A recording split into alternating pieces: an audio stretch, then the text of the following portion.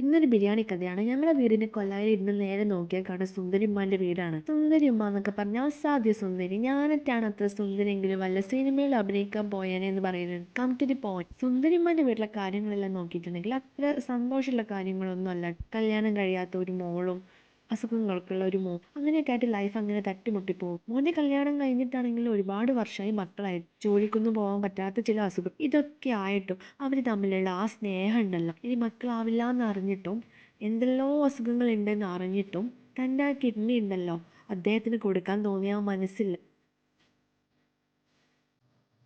ചില വൈകുന്നേരങ്ങളിലേക്ക് അവിടേക്ക് നോക്കിയാൽ കാണാം അവർ മേലെ ഇരുന്ന് ചിരിക്കുന്നതും സംസാരിക്കുന്നതും ആ ഒരു സന്തോഷമുണ്ട്. എൻ്റെ ലൈഫിൽ എന്തെങ്കിലും പ്രതീക്ഷയുണ്ടോ എന്ന് പോലും അറിയാതെ തിരിച്ചൊന്നും പ്രതീക്ഷിക്കാതെയുള്ള ആ ഒരു സ്നേഹം, അതുപോലെയൊക്കെ സ്നേഹിക്കാൻ എന്നെക്കൊണ്ടൊക്കെ കഴിയുമെന്ന് ഞാൻ വിചാരിക്കാറുണ്ട്.